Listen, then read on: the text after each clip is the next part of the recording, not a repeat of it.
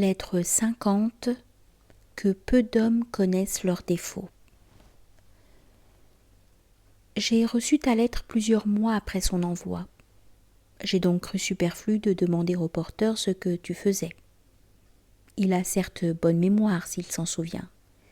Toutefois, j'espère que ta façon de vivre est telle que, n'importe où tu sois, je sais ce que tu fais. Car que ferais-tu sinon te rendre meilleur chaque jour, te dépouiller de quelque erreur, reconnaître tes fautes à toi dans ce que tu crois celles des choses.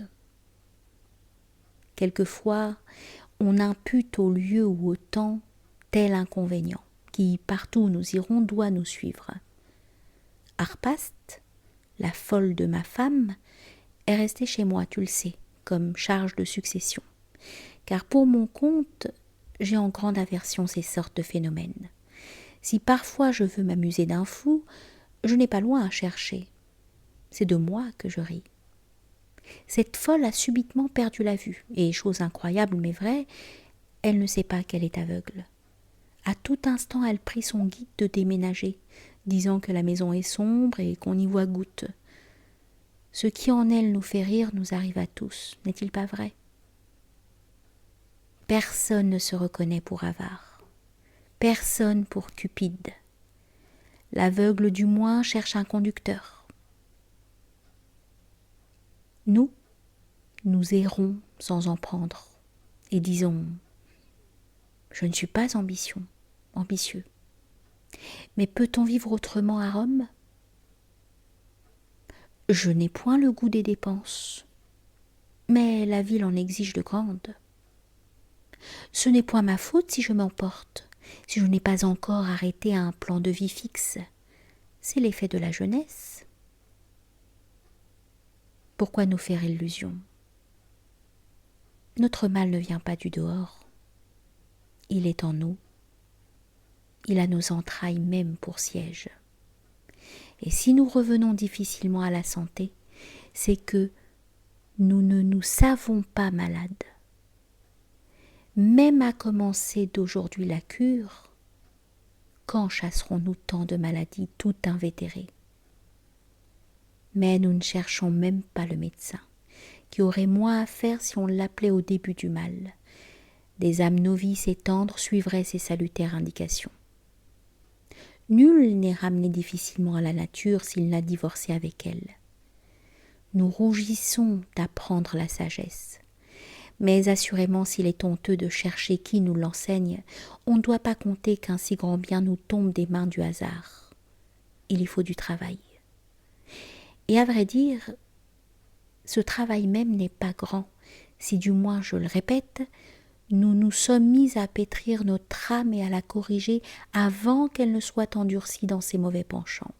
Fût-elle endurcie, je n'en désespérerais pas encore. Il n'est rien dont ne vienne à bout une ardeur opiniâtre, un zèle actif et soutenu.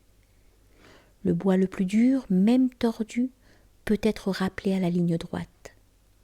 Les courbures d'une poutre se rectifient sous l'action du feu. Né tout autre, notre besoin la façonne à ses exigences. Combien plus aisément l'âme reçoit-elle toutes les formes, cette âme flexible et qui cède mieux que tous les fluides? Qu'est-elle autre chose en effet qu'un air combiné de certaines façons? Or tu vois que l'air l'emporte en fluidité sur toute autre matière, parce qu'il l'emporte en ténuité. Crois-moi, Lucilius, ne renonce pas à bien espérer de nous par le motif que la contagion nous a déjà saisis et nous tient dès longtemps sous son empire. Chez personne la sagesse n'a précédé l'erreur. Chez tous la place est occupée d'avance. Apprendre les vertus n'est que désapprendre les vices.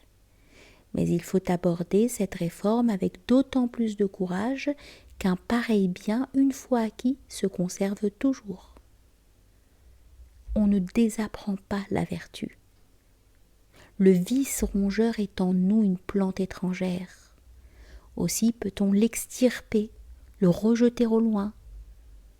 Il n'est de fixe et d'inaltérable que ce qui vient sur un sol ami. La vertu est conforme à la nature. Les vices lui sont contraires et hostiles.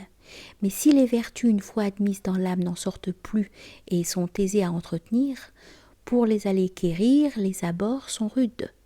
Le premier mouvement d'une âme débile et malade étant de redouter l'inconnu. Forons donc la nôtre à se mettre en marche. D'ailleurs, le remède n'est pas amer. L'effet en est aussi délicieux qu'il est prompt. La médecine du corps ne procure le plaisir qu'après la guérison. La philosophie est tout ensemble salutaire et agréable.